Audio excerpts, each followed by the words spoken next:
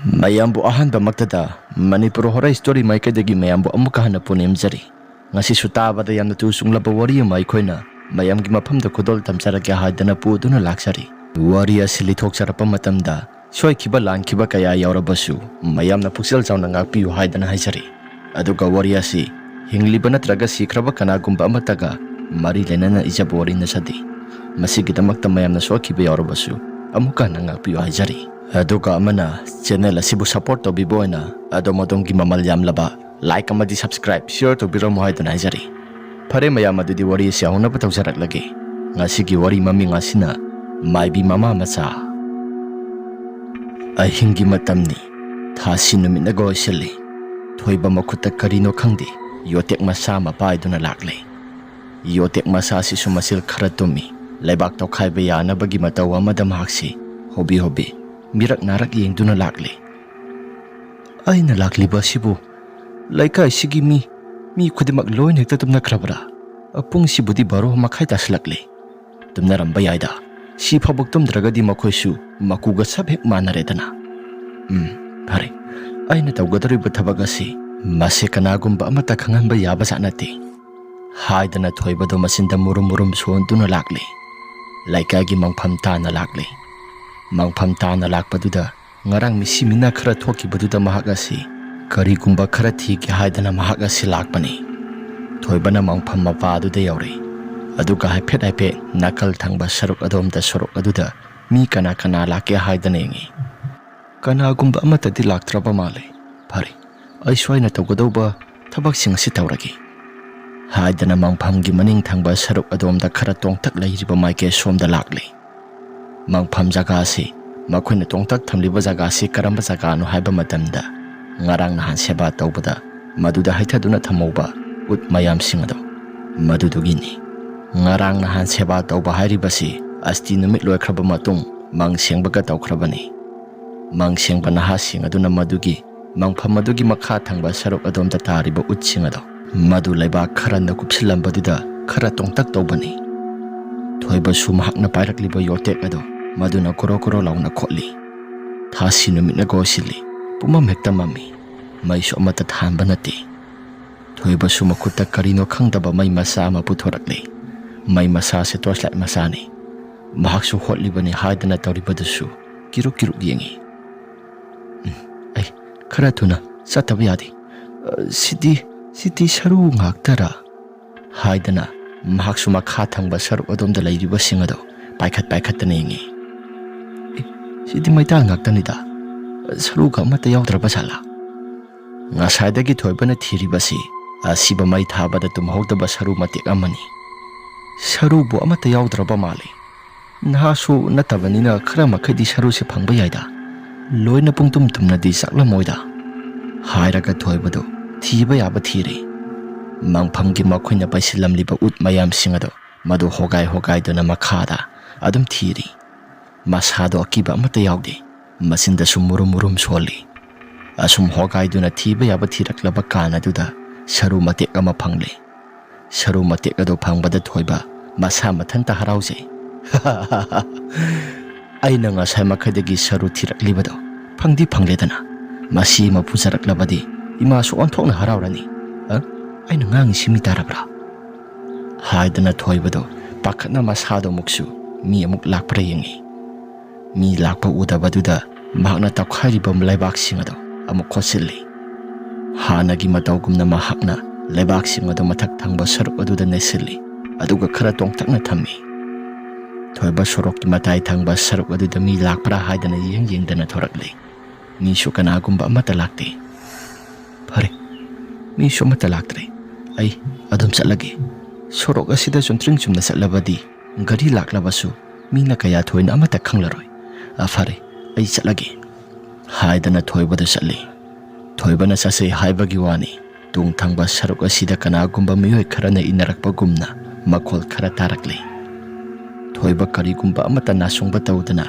mahakma sasu maiba ama oibanina masada aki tujungba amata phaude ai tung thangbada lakliba kanano mi oiragana aigi ifamda mi lambi thatkano aduga lai oiragana aigi ifamda thatliba lambi singase khurau thanglak labadi nakhoi awafamda dasa soidana tagani asi hairaga thoibado mamaidi amata laithokti mantra khara solaba matung tung thangba saruk adomda langi asumna tawraklaba kan thoibado karigumba amata makhol tarakhidre mayum tamna adumak lakle mayum laklaba kan mama torodo kauri ima se thong sangbuta hangose ima toro suma satna kaurakle khangdana thong ado hangdokle masano pa laklabaduda torona sung hairai poraklabra phangdi phanglakpro thoiba masado momon minok nokna kadobagi phangloidanu ima se hairaga ngasai porakpa saru matik ado mama toro do pisili toro so harabana yadre sini aina ngasai makhadagi ngairakli la mi ukrabadi ima sasi kanuma khangkrani se thongsilon silagi hairaga toro do thoglon sille asuna lon silabakan mayai thangba kagi yumyai duda mama masa ani sangduna mantra kari no khara soli adumna hawraklabakan toro do mami mana sejena usingkre toro na sum hairai he timulai mo pumnamak sing ima isana sanari basing asi nabani na pienaba mayam ki kumai sing asi yengnaba ibani na nakhoi mayam asi kaubani masigi damakta aikhoina taw haiba thabak ase tawrabadi nakhoi gi laman su matik sana aikhoina singba ngamkani asi hairaga torodo masinda su murum soli mami mana sejet usilaga masado thak nikpa makai tawkhalakle yumyai aduda karigumba mai amata thande supnatagi kendal ama khakta thalaga mama masani do lai khoram liba lai asisu afabo oirabadi phai fatabo oibanina yumthak thangba saruk asomda su karigumba makhol khara tarakle sajil sayada su gigit launa nambagi makhol khara tarakle torona sum hairai yengo matam kuina mamangdagi mafam jaga asida khuna lairakpasi aikhuna sanarakpa lila amata kanagumba amata na khanglaktrabani makha tana su kanagumba amata khangaloidana thabak asi aikhuna yamna masana na tawgadabani masida laikai sida ima isana harauta yamna makala amna panbado madumak pami maduda ina kauribati mulai mukhudimak nakhuna su sauna mateng pangani haiba ina thajai karigumba mateng panglaktrabadi nakhoi aina kaurubagi kari kanari yengo nakhoi aina hairakliba pumnamak singa nakhoi yagadabani asumna hairaklaba kan sajil sayada naptuna lairiba umang wamang singtagi lakliba saroi ngaroi mayam singado dinthak mathak aduda yamna harawagumna masa singado pitring khawduna dinthak mathak aduda yamna satra torai matawaduda toro mamit sat pangtholai masa nupa thoiba su mamit pangtholakle adoga sumna hairai ima ibani na tawgadoriba thabak singasi maibu pakadra torona maidi soidana pakani adubu laikai asi ibani na pan bai basimadi khara wahana thokanida yengo laikai singa sidai khoida khara lana yengba khara yauri aikhoina tawriba thabak asida su lana yengpham thokpani ado aikhoida singnarakpa miyoi khudimak amadi singnarakpa miyoi khudimak lem amata tharoidabani yengo laikai sida aikhoina hek singnaраklaba aikhoida karigumba ama hek singnaраklaba thoklabadi misagado mathawai satkadabani thoiba su mama toro na hairakliba wafam aduda mahagada su hoi haidana yare asum tawtana numitumudi hawkhre nongalak kan wangle na sumna hairai sanatombida sanatombi se aigi office ke sang mayam singado loiselo ai thabak chataba yadre kaino ngasi suti ni haitaine suti oirasu khangdi staff singado pulapuna thabak tominar silaw haidana khudak tamuk suti ga laitre haidana office pudi thonglon gadaba thonglon jaraga sumanungda damu thabak tawsi haidana kaurakle financial year gi oiraba mali as suti lai haidana harawraga kaino toriba sidi kari dio pai lai ithak thangba singi order ni dana kadai piraklo hairaga wanglena do mahaki beg ado paiduna sakre mahaki gari masado thauduna sakrabani sanatombi su masinda sumna solhawi sarka gi thabakni na tawri basisu tolo pudi sai haibabu noma phadokak pothaba matam phangbasisu si phab he nungai handeda haidana sanatombi do sankre Numit taraklaba matamni. Wanglen ado halakli. Numit ado mahaksu yu khara thaktuna lai. Mahaki gari masado thauduna lakpani. Masinda sumurum murum soli. Shuti numit ne haidana kauraga. Shuti numit sisu thabak adam soli. As sahi khudingi sumaina mufak tawdabanida. Hoi, tawbadi tawi haibabu shuti laitaba numita adum tawdi tawbani. Onthokpagi matamni. As yum hangadaba sisu tanti tankhrida.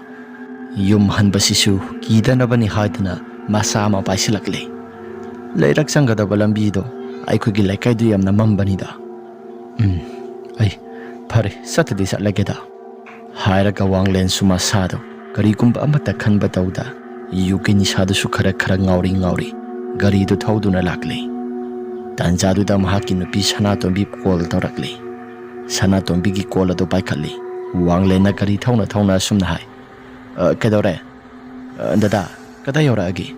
Ay laikai masin yoksila kadore. Nambu kedorage. Angang singado. Sak lami haidana sathoga dum tungkhre. Kayang wali bage. Khara thuna yoro. Nang sak sarabo. Sak pudi sadrida. Afare se ay laage. Si yoraga dum pulapuna saminarasi. Haidana Sanatombi do. Mahaksu phone thamkre. Wanglen su mahakto garido dum thauduna lakle. Laikai gi mangpham yorsilakle. Laikai gi mangpham gi matai thangba sarukta turel amaseli. Turel asigi mapa swai hek yoraklaba kana duda nasik pambi pareng amasu hawi. Saura ba nasik pambi mayam amasu hauri poni. Marakta masa kaya marum amasu yali. Wanglen masada ki tujungba amata yawba tawda garido dum thauduna lakpani. Nasik pambi mayam singadugi marakta nasik pambi asoba ma yauribado. Madugi khwaidagi sauriba nasik pambi do. Madudagi karigumba nupa ama tholakle. Nupa si tholaklaba kan sasu suraga satli. Tasengna makhairabada makhwegi turel khongbal asi nahasing ayamba matam ahalsing ayamba matamda yu thaktuna adumak pulli. Adubu laikagi mangphamaya sigi turel khongbal asidi kanagumba amata punadi. Kanano si mamang thangbada satliba sina. Saisu amasu paibagum tawini. Saisu suraga satli.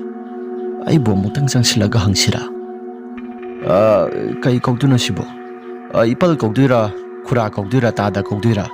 Kadai tana sakadabano. Wanglen su nupado muna yingi. Nupado satlambado, saplepi. Mamay siya matalay thorakti. Garigi headlight aduna masapong baloy na hitapungan nga na yaisali. Nupado tuminalay baduda kanano haiba sukangdre. Wanglen na sumnakalli. Ay kuy gilaykay sidabu sumayna sa supayraga makhong tatpa mi bulay brane. Laite. Atokpa laykay dagi oiribra.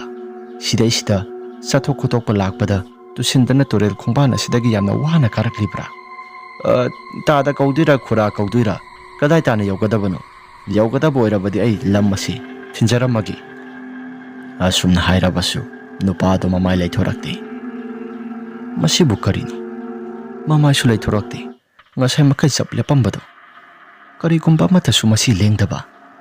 Haidana wanglen sumakata na hangi. Asumna hanglupa kana duda nupado kanghaudana. Maning para pahanduna lakli. Makong na song duna kiba sakta mamada lakli. Nupado gi matawa duda wanglen. Laway luton sakri. Wanglen na kangki kira duna masado. Mamay lay thorak duna nupado da yengi. Asumna yenglupa kana duda. Ngarang na hanta seba tawba kuy kidriba nupado. Madu oiraga layrami. Yamna kiba panglaba sakta mamada wanglen tamna. Mamay do kilaw na noksilakli. Matawa do upada wanglen. Masado laytapam amata kanglatri. Haish! Sidi ngarang nahan seba tawkiba. Ipu! Tangjamki ipu do natra. Hairaga masado murum suwali. Aduga gariado. Istat kanghaw hauraba matungda garido kanna thawrakli. Asumna kana thawraklaba kana duda. Nupado sa suraga. Makong namaduna. Song-duna wanglengi garido. Yamna kana tanarakli. Nupado. Liyamna layo oiraba misaksu oirabanina. Sisu siraba thawai ama oirabanina. Wanglengi garido. Adum tanarakli. Yamna kana tanarai. Song-duna wanglengi garido. Madugi manak tana adum lai. Wanglen su garido. Yamna kana thawduna lakli. Asumna laklabakan. Wanglen mahaki masado humang na pikangli. Ay ngasigi numit asida ay thawai thagadoribra. Tauribu phibam masidi ay yenghaidri amata. Hairaga sum lakli. Asum tawduna Wanglen gi tung thangbada lakliba mitam madusu khara thawraklaba kana duda lehori. Wanglen su tung handuna yengi. Asumna yengluba kana duda kanagumba amata leibu uramdri. Oh, lady lehoredana. Ay sunena tana yumda di halagi. Haidana Wanglen ado khara ne tana yumda halakli. Yumda yawraklaba kan mahaki nupi Sanatombi sunhairai. Tabra, Sanatombi, se may asyang ba mata puturo se. Sanatombi su kadauragi haidana ahanbadadi may amata pairakti. Sanatombi su pathoraklaba kan aduda mahaki masada sumapuro bagitung thangba saruk adom da yenglaga masado khara pakhatpagum tawi. Sanatombi da yengduna Wanglen na. Hai, may du puthoro haibani ne. Karino nang natoridubo. Sanatombi su ipa baka na imong tamna sensingkre. Imong tamna sensingkraba kan may ket puthorakli. May okthokli. As, lausi, imong da khara thuna sangsilaw. Sanatombi su tung hala-halaga yengi. Sanatombi na imong da yawraklaba kan Wanglen ta sumnahangni. Kedoba yawragi, aduk yamna thengidi. Iyada tawribani ni. Imanaba singa sisu tabak singa da suba loisillaba matung khara masa mamamta paina kisaidana khara supairakli. Aidi yuse thapiganu haibani sunyamuk yaba laiti. As adusu yadabani. Yengu sarkagi tabak tawribani haidana lairiba singa dusu nupibudi thakte haibabu. Thakliba imanaba singa dugi mamangda si thaktragadi nupa thokpa mandi. Sarkagi tabak tawba iman manjadi haidana tina noknabasu yawrami poni. Hojipudi kasu thudokpa amata tawdreda. Aina khara thaklakpasida. Ado yam banati. Pek ohum khaktani. International pek haibadani. Sanatombi na. Ado yarisi. Ado nang ngasai hojik ngaktangi mamangda namit ado aigi tungda yengaga namito kiruk yengi baduna karigino. Sanatombi na. Ay kaubu kau thokluri. Yengo. Moy tamogi tung thangba saruk khara laptakna karigumba mitamama lepagum tawi. Nupa oina su tawi. Madugi wahai ado hairaklaba kana duda Wanglen ngasagi thokdoksing ado mathang manaw naina ningsinglakli. Wanglen na. Ay di kaubu kauthouri. Kautho hairidubu karino tamo. Ngasisi nahan makai ga iman manadaba thokdo ama thoi. Karigino khangde handa marakasi laikai simi mayam asisu wa ama ingangangnai. Sanatombi na. Kari ngangnaribano.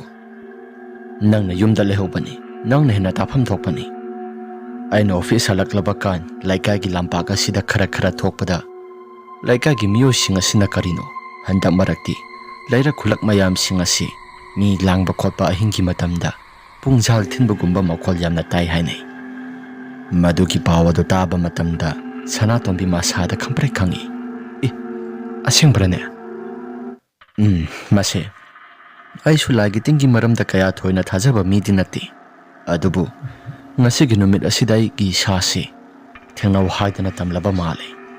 Aina office halakpa matamda laikai gi mangpham laijiba maike somda.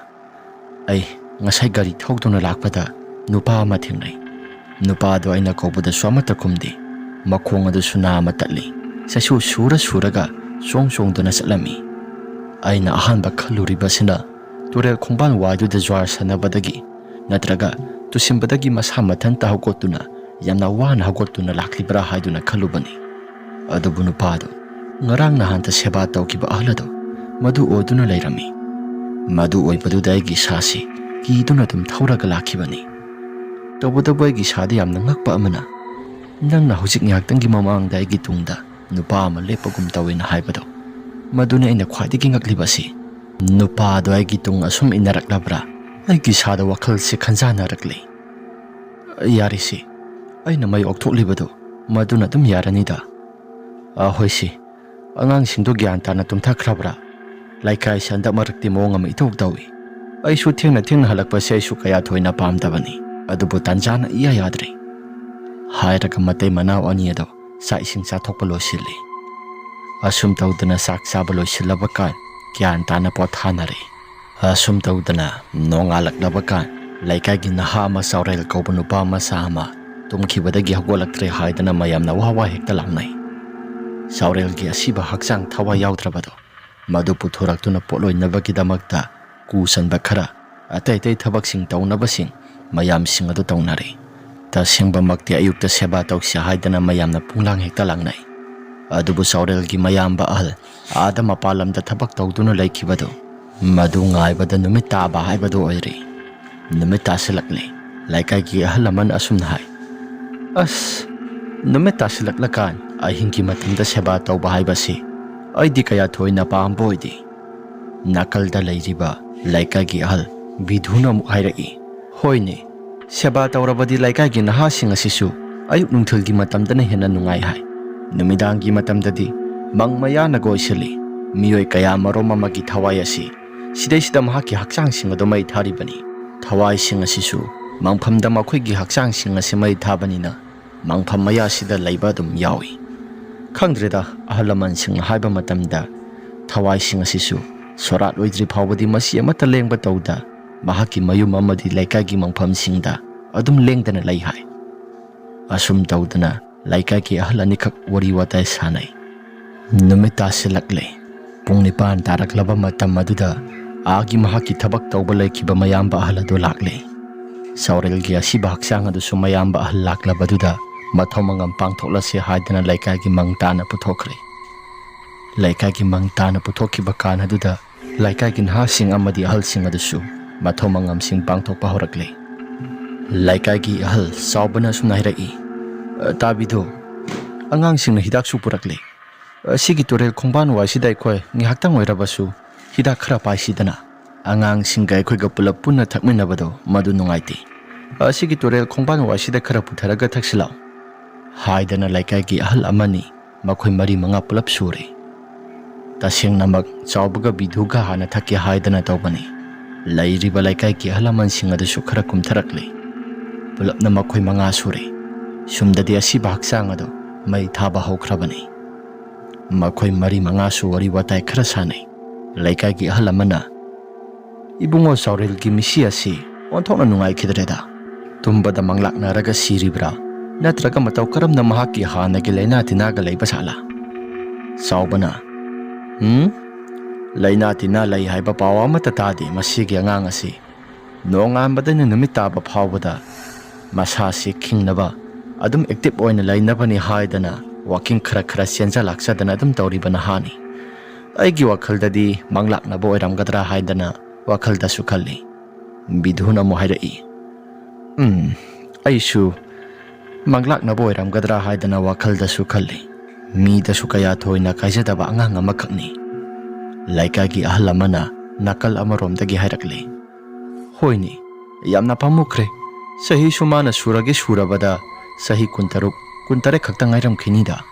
Saubana mani aigi sanupa tombado madugi sahi longani yamna nungaiti.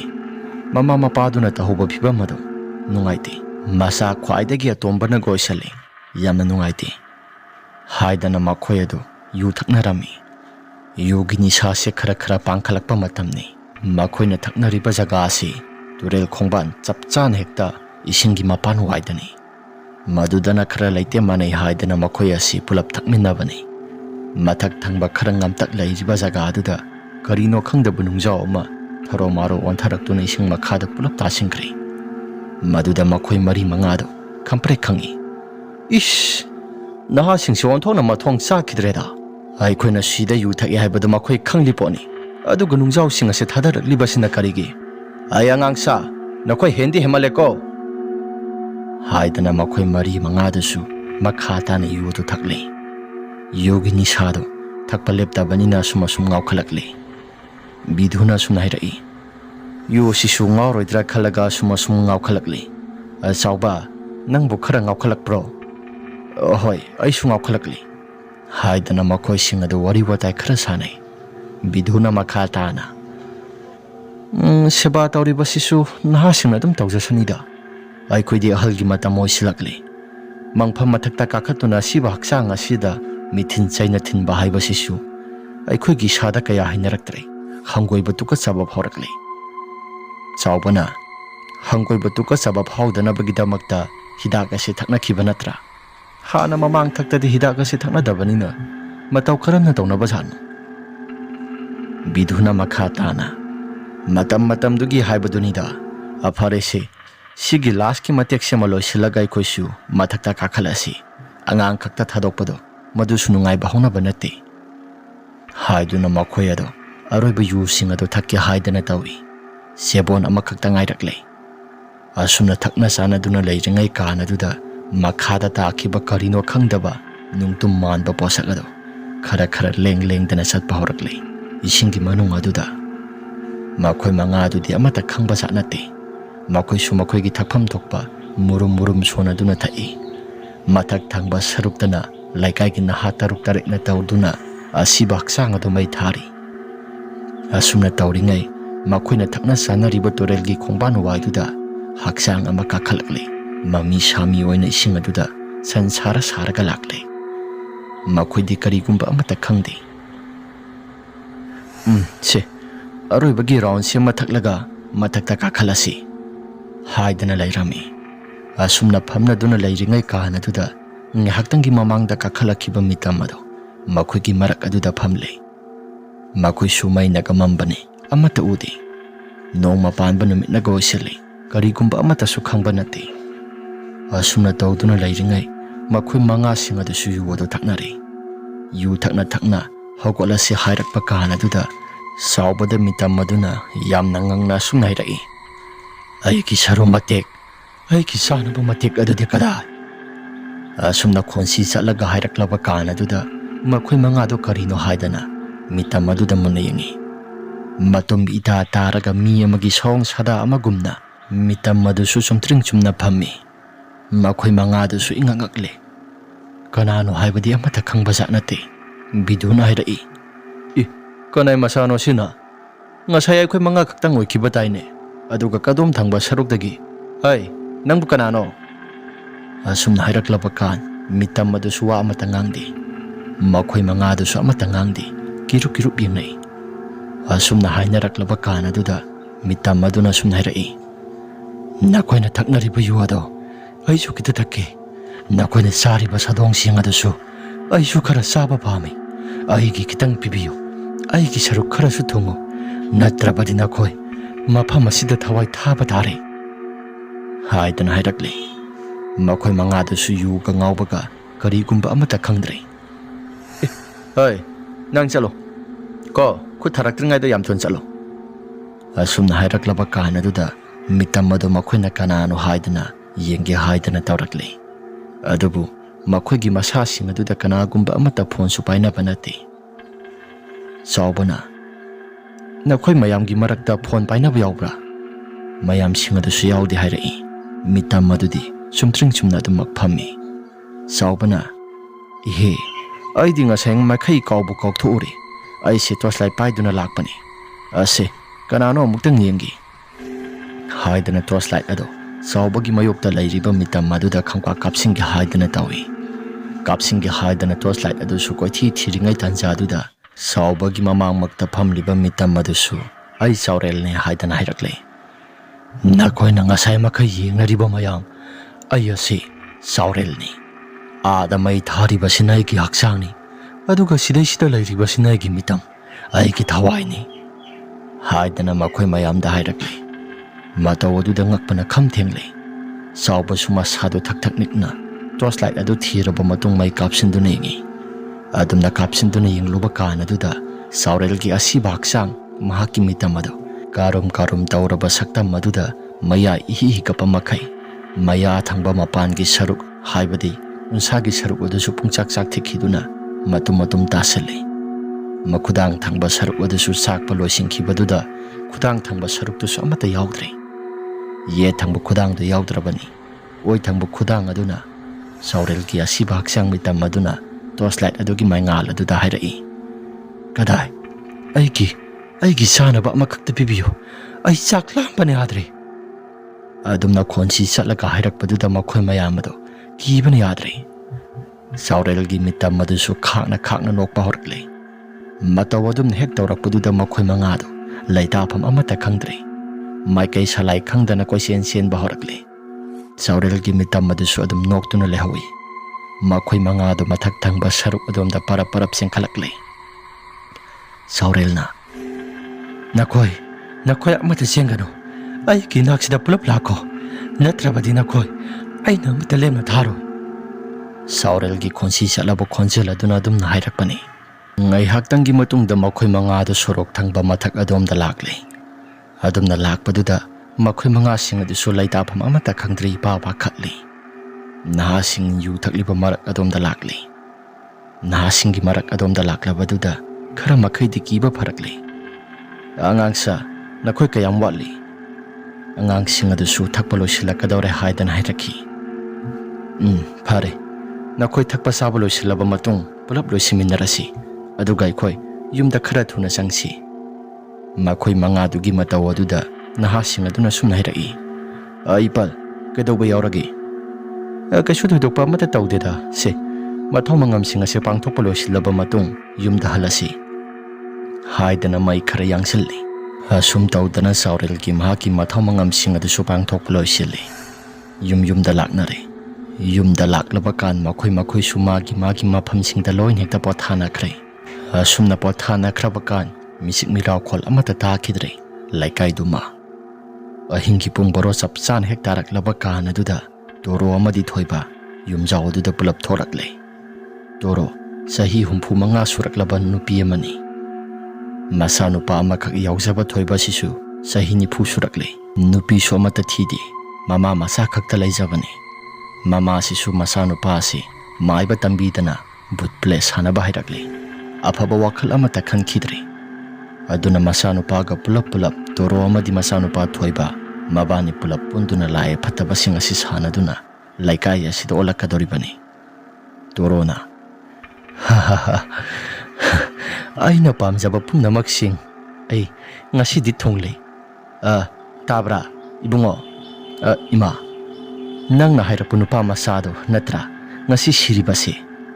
ꯃꯥꯅꯤ ꯏꯃꯥ꯫ ꯌꯦꯡꯉꯣ, ꯑꯩꯅ ꯉꯔꯥꯡ ꯅꯍꯥꯟ ꯃꯁꯤꯒꯤ ꯅꯨꯄꯥ ꯃꯆꯥ ꯑꯁꯤ ꯑꯩꯅ ꯗꯨꯀꯥꯟ ꯆꯠꯄ ꯈꯨꯗꯤꯡꯃꯛꯇ ꯑꯩꯉꯣꯟꯗ ꯃꯤꯠꯌꯦꯡ ꯅꯥꯌꯦꯡ ꯑꯃ ꯏꯇꯧ ꯇꯧꯏ꯫ ꯑꯩꯈꯣꯏꯅ ꯇꯧꯔꯤꯕ ꯊꯕꯛꯁꯤꯡ ꯑꯁꯤ ꯆꯤꯡꯅꯕ ꯑꯃꯒꯤ ꯃꯇꯧꯒꯨꯝꯅ ꯑꯗꯨꯝ ꯇꯧꯏ꯫ ꯅꯪꯅ ꯍꯥꯏꯔꯛꯄꯒ ꯂꯝꯕꯤꯗꯁꯨ ꯊꯦꯡꯅꯩ ꯍꯥꯏꯕꯗꯣ ꯃꯗꯨꯅꯤ꯫ ꯌꯦꯡꯉꯣ, ꯑꯩꯈꯣꯏꯗ ꯌꯦꯡꯁꯤꯜꯂꯛꯄ ꯃꯤꯑꯣꯏꯁꯤꯡ ꯑꯁꯤꯗꯤ ꯁꯨꯃꯥꯏꯅ ꯂꯦꯝꯅ ꯑꯃꯠꯇ ꯊꯥꯔꯣꯏꯗꯕꯅꯤ꯫ ꯊꯣꯏꯕꯅ ꯁꯨꯝ ꯍꯥꯏꯔꯛꯏ꯫ ꯏꯃꯥ, ꯑꯁꯦꯡꯕ ꯁꯥꯎꯔꯦꯜꯁꯦ ꯑꯩꯅ ꯃꯃꯥꯡ ꯊꯛꯇ ꯗꯨꯀꯥꯟ ꯊꯣꯛꯄ ꯃꯇꯝꯗ ꯑꯁꯤ ꯍꯥꯏꯔꯒ ꯁꯥꯎꯔꯦꯜ ꯑꯗꯣ ꯗꯨꯀꯥꯟ ꯊꯣꯛꯄ ꯃꯇꯝꯗ ꯊꯣꯏꯕꯒ ꯊꯦꯡꯅꯈꯤꯕ ꯋꯥꯔꯤ ꯃꯇꯦꯛ ꯑꯃ ꯇꯝꯂꯛꯏ꯫ ꯊꯣꯏꯕꯅ ꯏꯅꯦ, ꯍꯋꯥꯏꯗꯣ KG ꯑꯃꯇ ꯄꯤꯕꯤꯌꯨ ꯑꯁꯤ ꯍꯥꯏꯅ ꯄꯣꯠꯆꯩ ꯂꯩꯔꯤꯉꯩ ꯀꯥꯟ ꯑꯗꯨꯗ ꯁꯥꯎꯔꯦꯜ ꯑꯁꯤ ꯂꯥꯛꯂꯦ꯫ ꯁꯥꯎꯔꯦꯜꯅ ꯑꯁꯨꯝꯅ ꯍꯥꯏꯔꯛꯏ꯫ ꯏꯌꯥꯝꯕ ꯊꯣꯏꯕ, ꯁꯤꯗ ꯑꯃꯨꯛꯇ ꯊꯣꯛꯂꯛꯎꯕ꯫ ꯄꯣꯠꯆꯩ ꯂꯩꯔꯤꯕꯣ?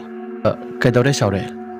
ꯁꯤꯗ ꯋꯥꯔꯤ ꯋꯥꯇꯥꯏ ꯑꯃ ꯁꯥꯟꯅꯁꯦꯅ ꯇꯧꯕꯅꯤ꯫ ꯍꯣꯏ, ꯏꯌꯥꯝꯕꯒꯤ ꯄꯣꯠꯆꯩꯁꯤꯡ ꯑꯗꯨ ꯂꯩꯕ ꯂꯣꯏꯁꯤꯜꯂꯨ, ꯑꯗꯨꯒ ꯒ꯭ꯌꯥꯟ ꯇꯥꯅ ꯁꯥꯟꯅꯁꯤ꯫ ꯁꯥꯎꯔꯦꯜꯒꯤ ꯋꯥꯐꯝ ꯑꯗꯨꯗ ꯊꯣꯏꯕꯁꯨ ꯍꯣꯏ ꯍꯥꯏꯗꯅ ꯍꯋꯥꯏꯗꯨ ꯂꯩꯕ ꯂꯣꯏꯁꯤꯜꯂꯦ꯫ ꯑꯗꯨꯒ ꯊꯣꯔꯛꯂꯕ ꯀꯥꯟ ꯁꯥꯎꯔꯦꯜꯗ ꯑꯁꯨꯝꯅ ꯍꯥꯏꯔꯛꯏ꯫ ꯏꯅꯥꯎꯅ ꯍꯥꯏꯒꯦ ꯇꯧꯕ ꯋꯥꯐꯝ ꯑꯗꯨꯕꯨ ꯀꯔꯤꯅꯣ?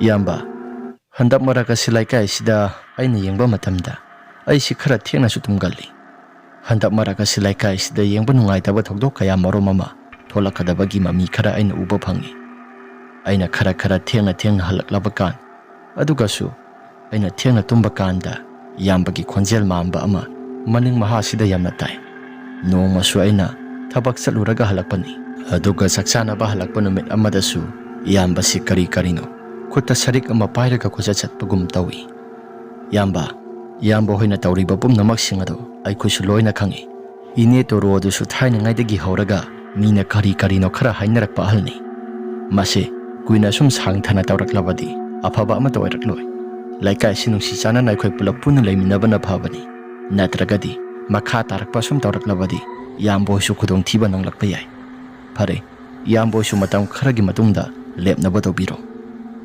ꯑꯁꯤ ꯍꯥꯏꯔꯒ ꯁꯥꯎꯔꯦꯜꯁꯨ ꯆꯠꯈ꯭ꯔꯦ꯫ ꯅꯨꯃꯤꯠꯇꯨꯒꯤ ꯊꯧꯗꯣꯛ ꯄꯨꯝꯅꯃꯛꯁꯤꯡ ꯑꯗꯨ ꯊꯣꯏꯕꯅꯁꯨ ꯃꯁꯥꯗ ꯌꯥꯝꯅ ꯑꯀꯟꯅ ꯅꯤꯡꯁꯤꯡꯗꯨꯅ ꯁꯥꯎꯔꯦꯜ ꯑꯁꯤ ꯍꯥꯠꯀꯦ ꯍꯥꯏꯗꯅ ꯈꯟꯈ꯭ꯔꯕꯅꯤ꯫ ꯄꯥꯎꯁꯤꯡ ꯑꯗꯨ ꯇꯝꯂꯤ ꯃꯃꯥ ꯇꯣꯔꯣꯗ꯫ ꯇꯣꯔꯣꯅ ꯏꯆꯥꯅꯨꯄꯥ ꯑꯐꯕ ꯄꯣꯛꯄ, ꯋꯥꯈꯜ ꯂꯧꯁꯤꯡ ꯆꯥꯎꯕ ꯄꯣꯛꯄ ꯍꯥꯏꯕꯁꯤ ꯃꯁꯤ ꯃꯍꯩ ꯌꯥꯜꯂꯤ꯫ ꯐꯔꯦ, ꯑꯩꯈꯣꯏꯗ ꯌꯦꯡꯁꯤꯜꯂꯛꯄ, ꯑꯩꯈꯣꯏꯅ ꯇꯧꯕ ꯊꯕꯛꯇ ꯈꯪꯂꯛꯄ ꯃꯤꯁꯛꯁꯤꯡ ꯑꯗꯨꯗꯤ ꯈꯪꯉꯨ ꯊꯛꯇ ꯃꯄꯨꯟꯁꯤꯁꯤꯡ ꯑꯗꯨ ꯊꯥꯗꯠꯇꯨꯅ ꯂꯣꯏꯅ ꯃꯥꯡꯍꯟꯒꯗꯕꯅꯤ꯫ ꯑꯁꯤ ꯍꯥꯏꯔꯒ ꯃꯃꯥ ꯃꯆꯥꯗꯨ ꯌꯥꯝꯅ ꯀꯟꯅ ꯀꯟꯅ ꯅꯣꯛꯏ꯫ ꯑꯍꯤꯡꯒꯤ ꯃꯇꯝ ꯑꯗꯨꯗ ꯃꯈꯣꯏꯅ ꯂꯩꯔꯤꯕ ꯌꯨꯝꯐꯝ ꯑꯁꯤꯁꯨ ꯌꯨꯝꯗꯣꯡꯄꯣꯛ ꯑꯣꯏꯅ ꯇꯥꯕꯅꯤꯅ ꯍꯤꯡꯈꯣꯜꯁꯤꯡ ꯑꯁꯤꯁꯨ ꯌꯥꯝꯅ ꯆꯥꯎꯏ꯫ ꯍꯤꯡꯈꯣꯜ ꯆꯥꯎꯕꯅꯤꯅ ꯃꯈꯣꯏꯅ ꯅꯣꯛꯂꯤꯕꯁꯤꯡ ꯑꯗꯨꯁꯨ ꯀꯅꯥꯒꯨꯝꯕ ꯑꯃꯠꯇ ꯇꯥꯗꯦ꯫ ꯃꯁꯤꯒꯤ ꯃꯇꯨꯡ ꯂꯩꯀꯥꯏꯒꯤ ꯃꯤꯌꯥꯝꯁꯤꯡ ꯑꯁꯤ ꯑꯃ ꯃꯇꯦꯡ ꯆꯠꯄꯗ ꯀꯤꯅꯔꯛꯂꯤ꯫ ꯊꯧꯗꯣꯛ ꯋꯥꯊꯣꯛ ꯄꯨꯝꯅꯃꯛꯁꯤꯡ ꯑꯁꯤꯅ ꯃꯔꯝ ꯑꯣꯏꯗꯨꯅ ꯀꯤꯅꯕ ꯈꯛꯇꯁꯨ ꯅꯠꯇꯅ ꯃꯊꯪ ꯃꯊꯪ ꯃꯤꯁꯤꯡ ꯑꯁꯤ ꯕꯣꯝ ꯕꯣꯝ ꯇꯨꯗꯨꯅ ꯁꯤꯔꯛꯂꯤ꯫ ꯑꯃꯒꯤ ꯁꯣꯔꯥꯠ ꯂꯣꯏꯗ꯭ꯔꯤꯉꯩꯗ ꯑꯃ, ꯑꯃꯒꯤ ꯁꯣꯔꯥꯠ ꯂꯣꯏꯗ꯭ꯔꯤꯉꯩꯗ ꯑꯃ ꯃꯊꯪ ꯃꯊꯪ ꯇꯧꯕ ꯍꯧꯔꯛꯂꯤ꯫ ꯃꯇꯧ ꯑꯗꯨꯗ ꯂꯩꯀꯥꯏꯒꯤ ꯃꯤꯌꯥꯝꯁꯤꯡ ꯑꯁꯤꯁꯨ ꯀꯤꯕ ꯍꯥꯏꯕꯗꯨ ꯐꯥꯎꯔꯛꯂꯤ꯫ ꯋꯥꯡꯂꯦꯟꯅ "ꯁꯅꯥꯇꯣꯝꯕꯤ, ꯍꯟꯗꯛ ꯇꯧꯔꯤꯕ ꯊꯧꯗꯣꯛ ꯋꯥꯊꯣꯛ ꯄꯨꯝꯅꯃꯛꯁꯤꯡ ꯑꯁꯤ ꯑꯩꯗꯤ ꯏꯆꯤꯡ ꯆꯤꯡꯅꯩꯗ." ꯁꯅꯥꯇꯣꯝꯕꯤꯅ "ꯀꯔꯤ ꯆꯤꯡꯅꯔꯤꯕ?" "ꯈꯪꯗꯦ, ꯏꯁꯥꯁꯤ ꯀꯩꯅꯣꯝ ꯏꯇꯧ ꯇꯧꯏ꯫ ꯍꯥꯏꯗꯣꯛꯎꯔꯒꯅ ꯀꯔꯤ, ꯍꯥꯏꯗꯣꯛꯇ꯭ꯔꯒꯅ ꯀꯔꯤ? ꯍꯥꯏꯗꯣꯛꯎꯔꯒꯅ ꯏꯃꯨꯡ ꯃꯅꯨꯡꯁꯤꯗ ꯑꯋꯥ ꯑꯅꯥ ꯇꯥꯔꯛꯀꯗ꯭ꯔꯥ? ꯑꯩ ꯃꯁꯤꯁꯨ ꯆꯤꯡꯅꯩ." ꯁꯅꯥꯇꯣꯝꯕꯤꯅ "ꯀꯔꯤ ꯋꯥꯍꯩꯅꯣ ꯑꯗꯨꯗꯤ? ꯑꯗꯣ ꯃꯌꯥꯝꯗ ꯍꯥꯏꯗꯣꯛꯇ꯭ꯔꯒꯁꯨ ꯑꯩꯉꯣꯟꯗꯗꯤ ꯍꯥꯏꯗꯣꯛꯄ ꯌꯥꯕ ꯅꯠꯇ꯭ꯔꯣ?" "ꯅꯉꯣꯟꯗ ꯍꯥꯏꯗꯣꯛꯄꯕꯨꯗꯤ ꯌꯥꯏ, ꯑꯗꯨꯗ ꯂꯩꯀꯥꯏꯒꯤ ꯃꯤꯌꯥꯝꯁꯤꯡ ꯑꯁꯤ ꯈꯪꯍꯜꯂꯒ ꯑꯩꯈꯣꯏꯒꯤ ꯏꯃꯨꯡ ꯃꯅꯨꯡꯁꯤꯗ ꯑꯃꯨꯛ ꯑꯋꯥ ꯑꯅꯥ ꯇꯥꯒꯗꯧꯔꯤꯕ꯭ꯔꯥ? ꯈꯪꯗ꯭ꯔꯦꯗ꯫ ꯑꯩꯅ ꯆꯤꯡꯅꯔꯛꯄꯁꯤ ꯈꯔ ꯃꯈꯩꯗꯤ ꯀꯨꯏꯗꯤ ꯀꯨꯏꯔꯛꯂꯤ, ꯑꯗꯨꯗ ꯆꯤꯡꯅꯔꯛꯄ ꯄꯨꯝꯅꯃꯛꯁꯤꯡ ꯑꯁꯤ ꯍꯥꯏꯗꯣꯛꯎꯔꯒ ꯗꯁꯥ ꯌꯥꯝꯅ ꯇꯥꯒꯗ꯭ꯔꯥ ꯍꯥꯏꯗꯅ ꯑꯩꯁꯦ ꯈꯟꯖꯥꯟꯅꯔꯕ." ꯁꯅꯥꯇꯣꯝꯕꯤꯅ ꯌꯥꯝꯅ ꯄꯥꯈꯠꯅ "ꯑꯗꯨꯕꯨ ꯍꯥꯏꯕ ꯀꯔꯤꯅꯣ?" "ꯌꯦꯡꯉꯨ, ꯃꯈꯥ ꯊꯪꯕꯗ ꯂꯩꯔꯤꯕ ꯁꯤꯒꯤ ꯃꯃꯥ ꯃꯆꯥ ꯈꯛꯇ ꯂꯩꯖꯕ ꯇꯣꯔꯣ ꯑꯃꯗꯤ ꯊꯣꯏꯕ, ꯃꯈꯣꯏꯒꯤ ꯃꯃꯥ ꯃꯆꯥ ꯑꯁꯤ ꯑꯩꯗꯤ ꯈꯔ ꯆꯤꯡꯅꯩ." ꯇꯣꯔꯣꯅ "ꯀꯃꯥꯏꯅ?" "ꯌꯦꯡꯉꯨ, ꯅꯍꯥꯟ ꯃꯈꯩ ꯀꯩꯁꯨ ꯊꯣꯏꯅ ꯑꯃꯠꯇ ꯇꯧꯗꯕꯅꯤ, ꯑꯗꯨꯒ ꯍꯟꯗꯛ ꯃꯔꯛ ꯇꯧꯈꯠꯂꯛꯂꯤꯕ ꯄꯨꯝꯅꯃꯛꯁꯤꯡ ꯑꯁꯤ ꯊꯣꯏꯕꯁꯤꯁꯨ ꯑꯩꯅ ꯁꯨꯝ ꯇꯥꯕꯗ ꯁꯤꯁꯨ ꯃꯃꯥꯅ ꯂꯝꯖꯤꯡꯕꯤꯗꯅ ꯃꯥꯏꯕ ꯑꯣꯏꯔꯦ ꯍꯥꯏꯕ パꯎ ꯑꯃ ꯇꯥꯏ꯫ ꯃꯥꯏꯕ ꯑꯣꯏꯔꯕꯅꯤꯅ ꯃꯃꯥꯁꯤꯁꯨ ꯍꯥꯟꯅꯗꯒꯤ ꯑꯗꯨꯝ ꯃꯥꯛ ꯂꯩꯔꯛꯄ ꯃꯤꯅꯤ꯫ ꯃꯃꯥ ꯃꯆꯥ ꯃꯥꯟꯅꯔꯒ ꯂꯩꯀꯥꯏꯁꯤ ꯀꯥꯡꯈꯣꯡ ꯆꯥꯏꯅꯕ ꯇꯧꯔꯕ꯭ꯔꯥ ꯁꯤꯅꯤ ꯑꯩꯅ ꯈꯜꯂꯛꯂꯤꯕꯁꯤ." ꯋꯥꯐꯝ ꯑꯗꯨ ꯍꯥꯏꯕ ꯃꯇꯝꯗ ꯁꯅꯥꯇꯣꯝꯕꯤꯅ "ꯑꯩꯁꯨ ꯑꯗꯨꯝꯅꯗꯤ ꯈꯟꯗꯤ ꯈꯜꯂꯤ, ꯑꯗꯨꯗ ꯑꯣꯏꯔꯝꯗ꯭ꯔꯒ ꯑꯃꯨꯛ ꯀꯔꯝ ꯇꯧꯒꯗꯕ ꯍꯥꯏꯗꯅ ꯋꯥꯈꯜꯗꯁꯨ ꯈꯔ ꯈꯜꯂꯤ꯫ ꯌꯦꯡꯉꯨ, ꯍꯟꯗꯛ ꯃꯔꯛ ꯂꯩꯀꯥꯏꯁꯤꯗ ꯃꯤꯁꯤ ꯃꯤꯅꯥ ꯊꯣꯔꯛꯂꯤꯕꯁꯤꯡ ꯑꯁꯤ ꯃꯣꯏꯒꯤ ꯃꯥꯏꯀꯩꯗ ꯑꯗꯨꯝ ꯉꯥꯡꯈꯤꯕ ꯃꯤꯑꯣꯏꯁꯤꯡ ꯑꯗꯣ ꯃꯗꯨꯅ ꯑꯌꯥꯝꯕ ꯑꯣꯏꯒꯜꯂꯤ ꯑꯩꯅ ꯄꯥꯎ ꯑꯁꯨꯝ ꯇꯥꯕꯗ꯫ ꯃꯁꯤꯅꯁꯨ ꯃꯔꯝ ꯑꯣꯏꯗꯨꯅ ꯂꯩꯀꯥꯏꯒꯤ ꯃꯤꯌꯥꯝꯁꯤꯡ ꯑꯁꯤꯁꯨ ꯃꯈꯣꯏꯗ ꯉꯥꯡꯕꯁꯦ ꯂꯣꯏꯅ ꯇꯟꯅꯔꯦ꯫ ꯍꯣꯏ, ꯃꯈꯣꯏꯅ ꯑꯣꯏꯔꯝꯗꯕ ꯌꯥꯏ, ꯑꯗꯨꯕꯨ ꯆꯤꯡꯅꯕꯗꯤ ꯀꯣꯡꯒꯥꯏ ꯑꯃ ꯑꯗꯨꯝ ꯄꯤꯛ ꯊꯜꯂꯤ." ꯁꯅꯥꯇꯣꯝꯕꯤꯅ "ꯍꯥꯏꯒꯨꯝꯅꯗꯅ ꯃꯣꯏ ꯇꯥꯃꯣ, ꯑꯩꯗꯤ ꯃꯃꯥ ꯃꯆꯥꯁꯤꯅ ꯑꯣꯏꯔꯝꯒꯗꯕ ꯃꯥꯜꯂꯤ." "ꯈꯟꯕꯕꯨꯗꯤ ꯀꯩꯁꯨ ꯊꯣꯏꯅ ꯑꯀꯥꯏꯕ ꯂꯩꯇꯦꯗ, ꯃꯈꯣꯏꯗ ꯗꯥꯏꯔꯦꯛ ꯍꯥꯏꯕꯗꯨꯗꯤ ꯃꯗꯨꯃꯗꯤ ꯑꯩꯈꯣꯏꯁꯨ ꯅꯨꯡꯉꯥꯏꯇꯦ꯫ ꯂꯩꯀꯥꯏꯒꯤ ꯃꯤꯌꯥꯝ ꯄꯨꯜꯂꯒ ꯋꯥꯔꯤ ꯋꯥꯇꯥꯏ ꯁꯥꯟꯅꯗ꯭ꯔꯒꯗꯤ ꯁꯤꯗꯤ ꯁꯨꯝ ꯃꯈꯥ ꯇꯥꯅ ꯇꯧꯔꯛꯂꯕꯗꯤ ꯂꯩꯀꯥꯏꯁꯤ ꯈꯨꯟꯇꯥꯛ ꯂꯥꯟꯁꯤꯕ ꯍꯥꯏꯕꯗꯣ ꯃꯗꯨ ꯅꯣꯡꯃ ꯅꯠꯇ꯭ꯔꯒ ꯅꯣꯡꯃꯗꯤ ꯁꯨꯡꯁꯣꯏ ꯁꯣꯏꯗꯅ ꯊꯣꯛꯀꯅꯤ." ꯁꯅꯥꯇꯣꯝꯕꯤꯅ "ꯍꯣꯏꯁꯦ, ꯑꯗꯣ ꯑꯍꯤꯡꯒꯤ ꯃꯇꯝꯁꯤꯃꯗꯤ ꯑꯩꯈꯣꯏꯁꯨ ꯀꯦꯟꯗꯜ ꯑꯁꯦꯡꯕ ꯑꯃꯗꯤ ꯑꯗꯨꯝ ꯊꯥꯜꯂꯒ ꯅꯠꯇ꯭ꯔꯒ ꯂꯥꯇꯦꯟ ꯊꯧꯃꯩ ꯑꯃ ꯊꯥꯜꯂꯒ ꯑꯗꯨꯝ ꯇꯨꯝꯕꯅꯗꯤ ꯐꯕꯅꯤ." "ꯃꯗꯨꯃꯗꯤ ꯅꯪꯅ ꯇꯧꯔꯣ꯫ ꯐꯔꯦꯁꯦ, ꯆꯥꯛꯇꯣ ꯂꯣꯏꯁꯤꯜꯂꯣ, ꯆꯥꯛ ꯆꯥꯅꯕ ꯇꯧꯔꯁꯤ."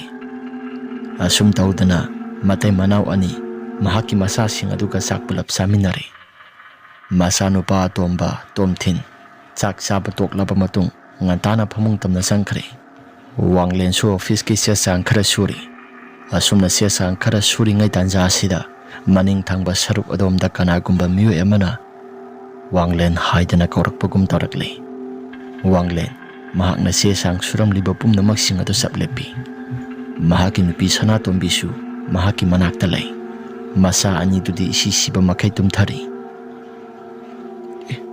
"ꯁꯅꯥꯇꯣꯝꯕꯤ, ꯃꯈꯣꯜ ꯑꯁꯤꯗꯤ ꯅꯪ ꯇꯥꯕ꯭ꯔꯥ?" ꯁꯅꯥꯇꯣꯝꯕꯤꯅ "ꯇꯥꯏ, ꯃꯅꯤꯡ ꯊꯪꯕ ꯁꯣꯝꯗꯒꯤ ꯅꯠꯇ꯭ꯔꯥ?" "ꯃꯥꯅꯤ, ꯑꯗꯣ ꯈꯨꯝꯃꯨꯅꯨ ꯀꯅꯥꯒꯨꯝꯕ ꯑꯃꯠꯇ."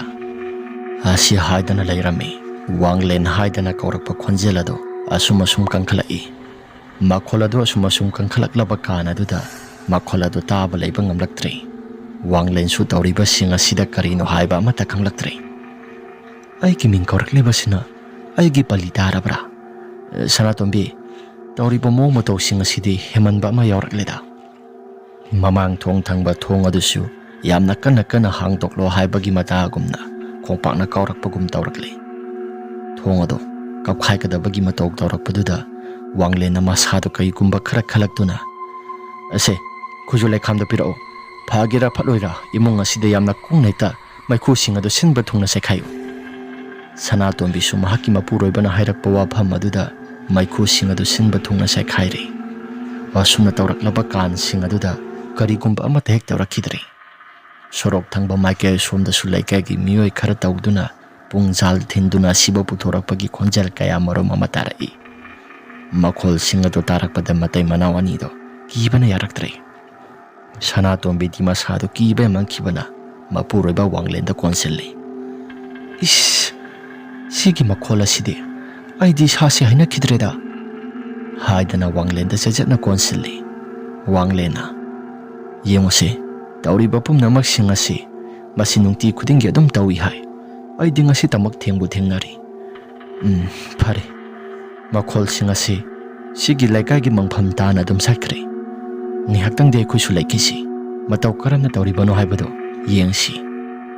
ꯑꯁꯨꯝꯅ ꯆꯠꯈ꯭ꯔꯕ ꯀꯥꯟ ꯑꯗꯨꯗ ꯂꯩꯀꯥꯏꯒꯤ ꯍꯨꯏ ꯃꯌꯥꯝꯁꯤꯡ ꯑꯗꯨꯁꯨ ꯌꯥꯝꯅ ꯍꯧꯅ ꯍꯧꯅ ꯀꯞꯄ ꯈꯣꯡꯕ ꯇꯧꯔꯛꯂꯦ꯫ ꯃꯇꯩ ꯃꯅꯥꯎ ꯑꯅꯤꯗꯣ ꯑꯀꯤꯕꯅ ꯂꯥꯡꯒꯣꯏ ꯆꯠꯂꯛꯂꯤ꯫ ꯃꯇꯩ ꯃꯅꯥꯎ ꯑꯅꯤꯅ ꯂꯩꯔꯤꯉꯩ ꯀꯥꯟ ꯑꯗꯨꯗ ꯃꯈꯣꯏꯒꯤ ꯃꯃꯥꯡ ꯊꯣꯡ ꯊꯪꯕ ꯁꯔꯨꯛ ꯑꯗꯣꯝꯗꯁꯨ ꯒꯣꯔꯣ ꯒꯣꯔꯣ ꯍꯥꯏꯅ ꯀꯅꯥꯒꯨꯝꯕ ꯑꯃꯅ ꯈꯣꯠꯂꯛꯂꯦ꯫ ꯃꯇꯧ ꯑꯗꯨꯗ ꯋꯥꯡꯂꯦꯟ, "ꯈꯨꯖꯨ ꯂꯩꯈꯥꯝ ꯊꯥꯈꯤꯕꯁꯤꯁꯨ ꯂꯣꯏꯁꯤꯟꯈ꯭ꯔꯕꯖꯥꯠꯅꯤ꯫ ꯃꯩꯈꯨꯁꯤꯡ ꯑꯗꯨ ꯂꯣꯏꯈꯤꯕꯗꯨꯗ ꯁꯥꯔꯣꯏ ꯉꯥꯔꯣꯏ ꯃꯌꯥꯝꯁꯤꯡ ꯑꯁꯤꯁꯨ ꯃꯊꯤ ꯑꯃꯨꯛ ꯐꯣꯡꯂꯛꯂꯦ꯫ ꯁꯦ, ꯁꯅꯥꯇꯣꯝꯕꯤ, ꯑꯩ ꯀꯥꯡꯈꯜꯗꯣ ꯊꯥꯗꯔꯛꯂꯣ, ꯇꯨꯝꯊꯅꯕ ꯇꯧꯔꯁꯤ꯫ ꯃꯁꯤꯒꯤ ꯃꯑꯣꯡ ꯃꯇꯧꯁꯤꯡ ꯑꯁꯤꯗꯤ ꯀꯨꯏꯅ ꯄꯟꯊꯗꯨꯅ ꯂꯩꯕ ꯌꯥꯔꯔꯣꯏꯗ" ꯍꯥꯏꯗꯅ ꯂꯩꯔꯝꯃꯤ꯫ ꯑꯁꯨꯝꯅ ꯂꯩꯔꯤꯉꯩ ꯀꯥꯟ ꯑꯗꯨꯗ ꯂꯩꯀꯥꯏꯒꯤ ꯃꯪꯐꯝ ꯊꯪꯕ ꯁꯔꯨꯛꯇ ꯃꯩꯖꯥꯎ ꯑꯃ ꯍꯧꯒꯠꯇꯨꯅ ꯃꯤ ꯃꯩ ꯊꯥꯕꯒꯤ ꯃꯈꯣꯜ ꯀꯌా ꯃꯔꯨꯝ ꯑꯃ ꯇꯥꯔꯛꯏ꯫ ꯂꯩꯀꯥꯏꯒꯤ ꯁꯣꯔꯣꯛ ꯑꯁꯤꯗꯁꯨ ꯃꯤ ꯃꯌꯥꯝ ꯑꯃ ꯀꯣꯏꯆꯠ ꯆꯠꯄꯒꯤ ꯃꯈꯣꯜ ꯑꯃ ꯇꯥꯔꯛꯂꯤ꯫ ꯃꯤꯀꯞ ꯃꯤꯔꯥꯎꯈꯣꯜꯅ ꯄꯨꯡꯊꯟ ꯊꯜꯂꯤ ꯂꯩꯀꯥꯏ ꯑꯁꯤ꯫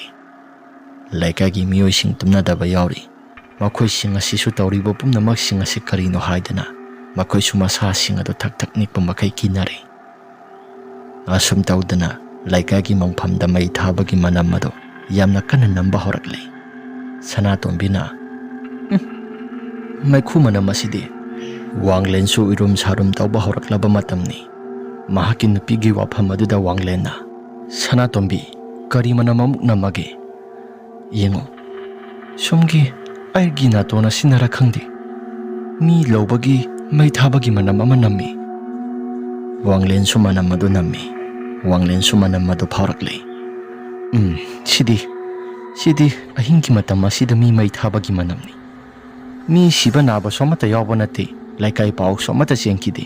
ꯑꯗꯨꯒ ꯃꯇꯧ ꯀꯔꯝꯅ ꯑꯁꯤ ꯍꯥꯏꯗꯅ ꯂꯩꯔꯤꯉꯩ ꯀꯥꯟ ꯑꯗꯨꯗ ꯂꯩꯔꯛ ꯈꯨꯜꯂꯛ ꯈꯨꯗꯤꯡꯃꯛꯇꯣ ꯃꯤ ꯃꯩ ꯊꯥꯕꯒꯤ ꯃꯅꯝꯅ ꯁꯤꯟꯕ ꯊꯨꯡꯅ ꯅꯝꯂꯛꯂꯦ.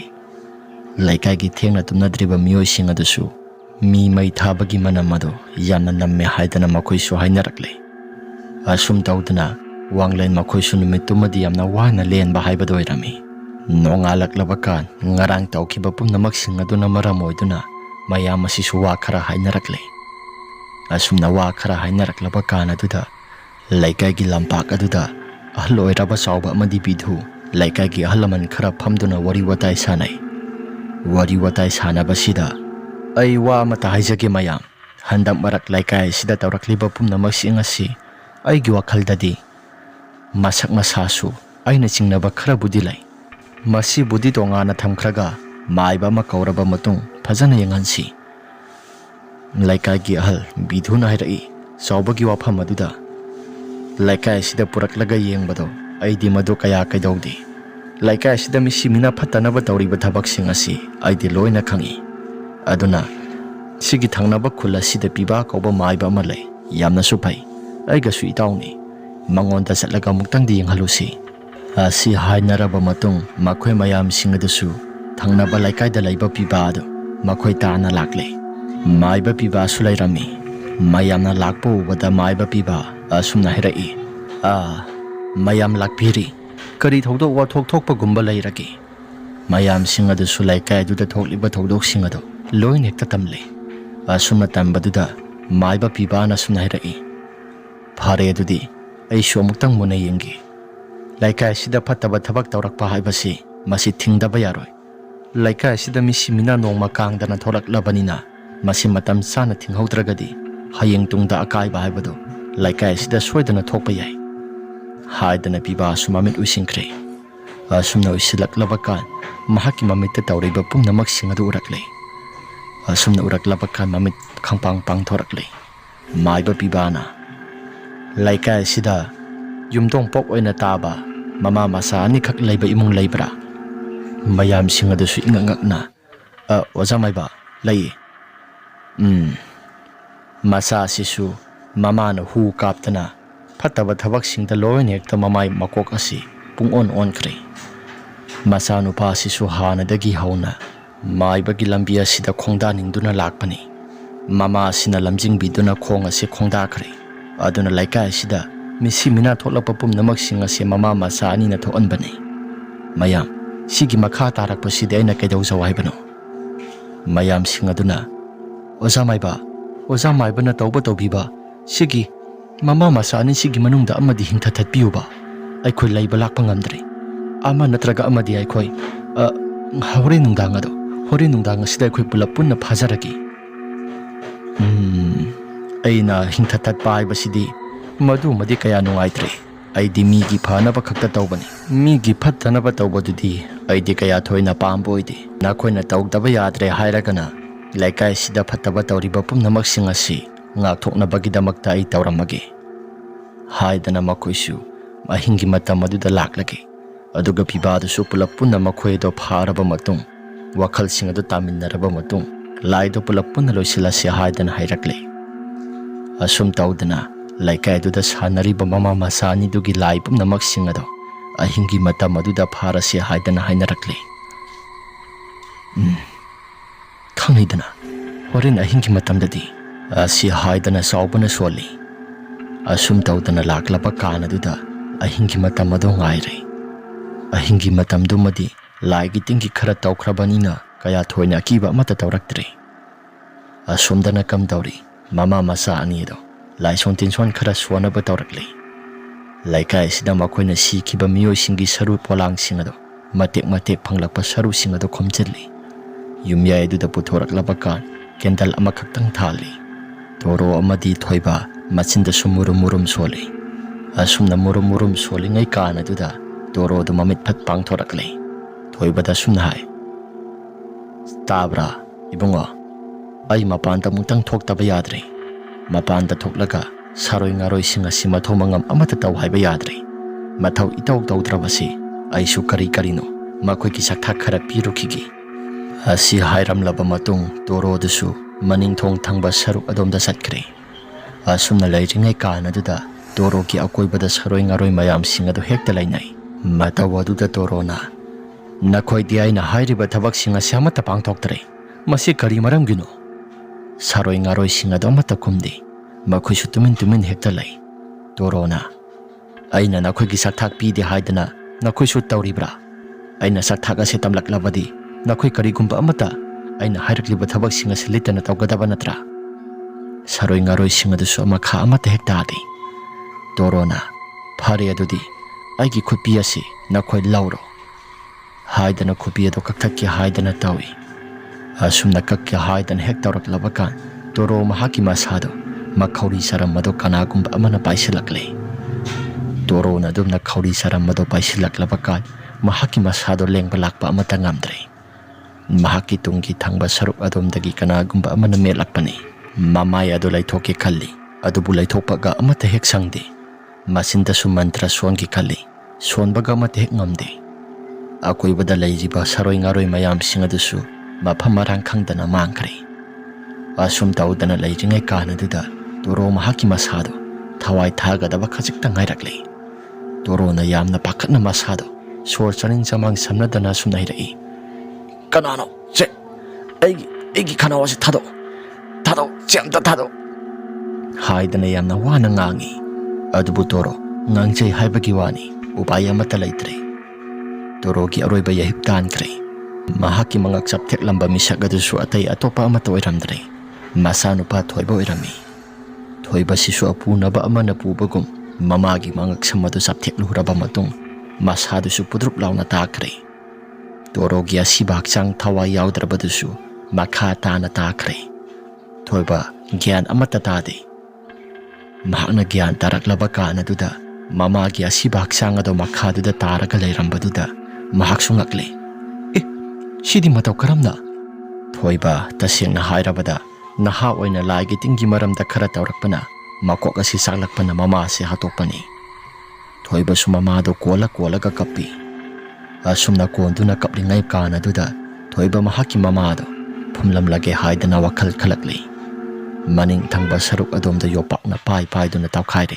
Laibak sing ado loina tawba loiraba matung torogi asiba haksang ado phumjilami. Ay mafam ase thadokduna ai khara thuna sakragi. Natragadi ay laikagi miyamna su aisi khara singlabanina ay sungsoi soidana mayamna sanglaga hatpa haibado ay oikiba tare. Hairaga Thoibagi mahaki masado wakhalda khalakle. Asumna khanduna lairingai kana duda maning thong thangba saruk ado lonsilli. Aduga yumjaw thangba sarukta laklaba kan mahakna sanaramba laising ado makha tana sanagi tawi. Asumna tawringai kana duda maning thong thangba saruk ado kanagumba miyoi amana thong ado hangdorakpagum tawi. Thong ado sumna hangdoraklaba kan Thoiba mahaki masado karino haidana wakhalda khalakle. Maning thong thangba saruk asomsi kanano hairaga mahak sumuna yingi. Adumna yinglingai kana duda mama torodo imot mapa makai laikom lainang mayam singaduna totpa makai masado ipat pathana yamna kiba panglaba sakta mamada sekli tawduna lakle. Mamay mamitu sumuksin muri. Madu upa matamda Thoiba mahaki masada hainadaba na pikthalakle. Masada sukirakle. Masada mantra khara swale adubu kanaba amata phangde. Thoiba mahaki masado khara maning halaga satpana toro na sumnairai. Nang magna aigi thawai thahanba aigi thawai launaba hotnaba nang soidana hatkani.